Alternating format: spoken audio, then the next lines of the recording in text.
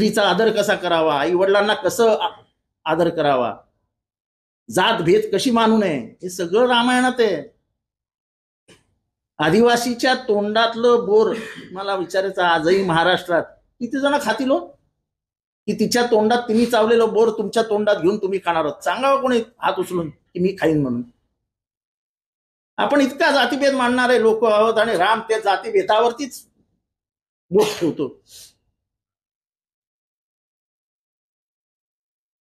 रावण मेल्यानंतरही रावणाला लक्ष्मणाला सांगतो, जा रावण काय म्हणतोय शेवटच्या क्षणी, लक्ष ऐक त्याच, आपल्याला ते तो गेल्यानंतरही काम येईल, कारण का तो अतिशय हुशार माणूस आहे.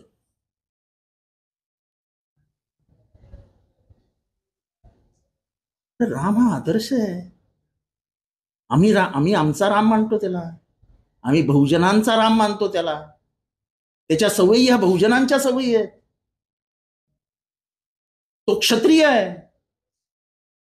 आता आम्ही एवढं बोलल्यानंतर तुम्हाला कशासाठी माझ्यावर चिडायचं? मी काय चुकीचं बोललो होतो की माझी हत्या करण्यापर्यंत तुम्ही पोचलात?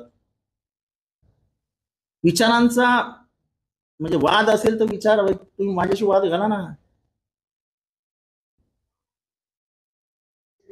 अजून तर खूप पुरावे द्यायचे आहेत. मी कालपासून शांत बसलो होतो, काही बोलत नव्हतो, चुपचाप बसलो होतो. अपमान होतो ते सहन करत होतो, चुपचाप आपला म्हणजे आपलं विष पित होतो. कोण कुठला परमांस माझ्या डायरेक्ट गर्दन छाटून का?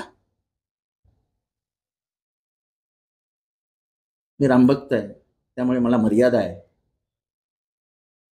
मी रामाला शिव्या दिलेल्या नाही, मी रामाविषयी वाईट बोललेलं नाही. तो आराध्य आहे, तो पूजनीय आहे, तो श्रद्धेय आहे.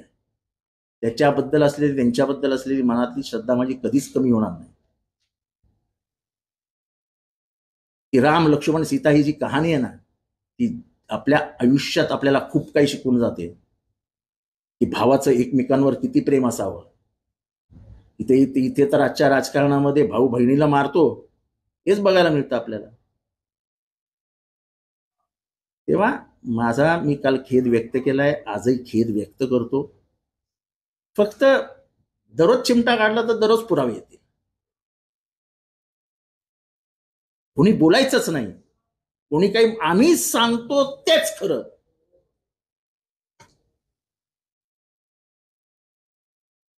इतिहास हा नेहमी बदलत असतो. इतिहास या बदलत्या चक्रातनच येतं. इतिहास हा स्टॅटिक नसतो. मला जर तुम्ही डिवचलं नसतं तर मी एवढा अभ्यासच केला नसतं. असं बरं झालं तुम्ही मला डिवचलं. मी काल 48 तास पुस्तकातच घुसलोय. ते कुठनं आणलं असेल मी रामायण, गीत रामायण शोधून? किती लोकांनी महाराष्ट्रातनं फोन करून मला वेगवेगळ्या टॉपिक्स दिले. ती पिक्चर कुठला अरुणने काय अन्नपूर्णाई, हे मला कल्याण डोंबिवली मधल्या त्या पोरीचं नाव नाही, बाईचं नाव नाही सांगत, 46 वर्षाची बाई आहे, स्त्री आहे. ती म्हणाली, आवडसाहेब मी नेटफ्लिक्सवर बघितलंय, मलाही सगळ्याची किळस येते, हा त्याच्यातला एक पार्ट आहे, तुम्ही तो काढा आणि बघा काय तो.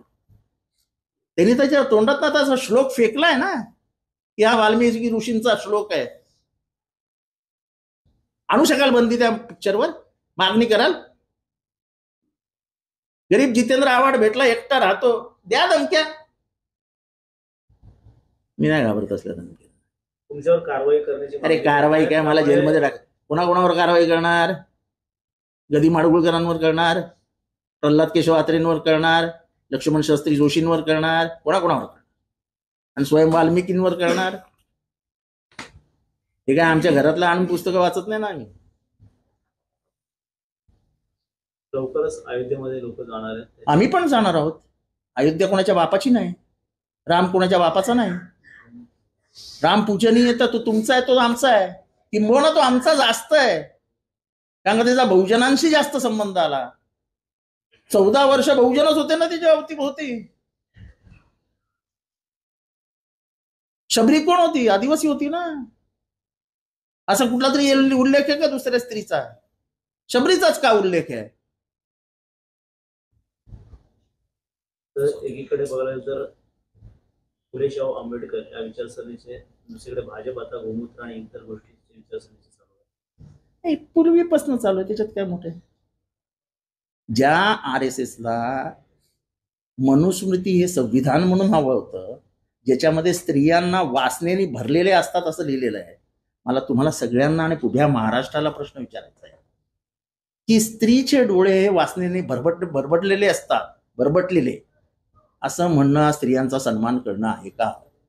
स्त्री कुठल्याही पुरुषाकडे जेव्हा बघते तेव्हा वासनेच्या नजरेतनं बघते असं जेव्हा मनू म्हणतो तेव्हा मला विचारायचंय, तुम्हाला मनू मान्य आहे का? उगाच नाही बाबासाहेब आंबेडकरांनी आग लावली त्या मनूला आणि संविधान आणलं. संविधान त्यांनी स्त्रियांसाठी आणलं की या जगामध्ये कुठलाही भेदभाव असता कामा नये, तुम्ही सगळे समान आहात. बाबासाहेबांच्या भूमिका या मानव जातीला मदत करणाऱ्या होत्या आणि मनूची भूमिका या मानव जातीला कायमचं, तुम्ही साधं पाणीही पिऊ देत नव्हते हो.